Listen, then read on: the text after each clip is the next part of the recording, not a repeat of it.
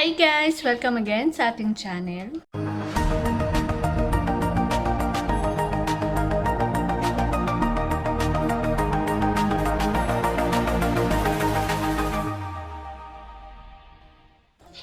Ayan, may product review tayo ulit ito-try dahil paubos ng ating mga conditioner.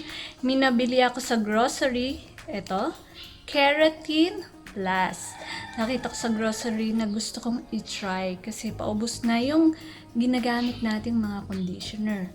So, ito ay Keratin Plus Brazilian Hair Treatment. Ayan. Ito ay with argan oil, jojoba oil that makes hair healthier, smoother, and shinier. Ayan, sabi dito. Sabi dito, ayan, nakasulat sa bilog na yan, ay Instant Brazilian Blowout. Do it yourself. Ayan, tingnan natin kung magiging Brazilian ang ating hair, kahit maikli niya ang ating hair. So, ito ay for dry and damaged hair. Ideal for rebonded, colored treated, and frizzy hair. Ayan, alam niyo naman ang ating hair ay frizzy hair. Ayan, ito try natin to with jojoba and argan oil. So, sabi dito, daily 1-minute treatment. So, pagka-shampoo, ililive natin ng 1 minute bago banlawan. So, mamaya, makikita ulit tayo sa CR. So, magkano to? 1 dozen to. 1 dozen tong akin nabili for 76 pesos. So, pumapatak siya ng 6 pesos. O, parang katumbas lang din ang binibili natin sa mga tindahan ng mga conditioner.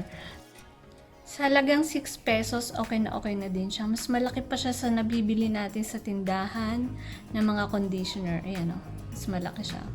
So, try nyo na din sa mga grocery. Lagay ko yung link kung mayroon ako makita sa Shopee or Lazada. So, sa grocery ko to nabili. So, ang sabi dito, ito ay, ayan nakikita nyo sa taas, yan ay paraben free. So, maganda, di ba? Paraben free na din siya. So, sabi dito sa likod, sabi dito, Keratin Plus Brazilian Hair Treatment. Get the dream hair with Keratin Plus Brazilian Hair Treatment, specially formulated with keratin, argan oil, and jojoba oil. Proven to instantly help smoothen and soften hair, tame frizz and fly away, helps repair dry and damaged hair caused by chemical treatment, coloring, rebonding, and regular heat. So, ito daw ay nakakalambot ng buhok at mawawala yung mga fly away. Fly away yung hair natin. Kung hindi magpa-fly away at hindi mag-freeze ang ating mga hair at hindi magiging dry. So, ito, makita nyo, expiring August 2016. So, matagal-tagal pa. So, ito yung mga ingredients. Papakita ko sa inyo. Ayan yung picture. Ang daming ingredients eh. So, ita-try na natin to, gamitin na natin. So, let's go syempre, sa CR. Gagamitin natin to Keratin Plus.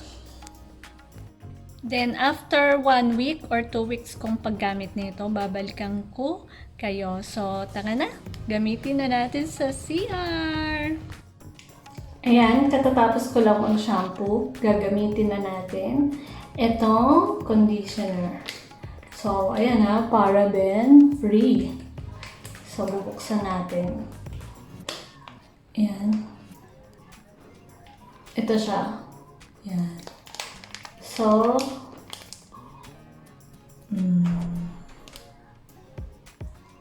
ayan. Ito itsura niya. Kita niyo ba? Ayan. Unti lang. Maikli naman yung hair natin. So, pwede na to. Lalagay na natin sa hair natin. Mahalaga sa roots at sa hair. Huwag sa may scalp para hindi magka-dandruff. So, dito. Tapos, unting massage. Tapos sa roots. Tapos, ililib natin 1 minute. So, habang nagsasabon ako sa muka at sa katawan, ililib natin siya. Lagi akong may clip para hindi nasasabunan ang ating buhok. So, see you after mamaya. Titignan natin pagtuyo ng ating hair.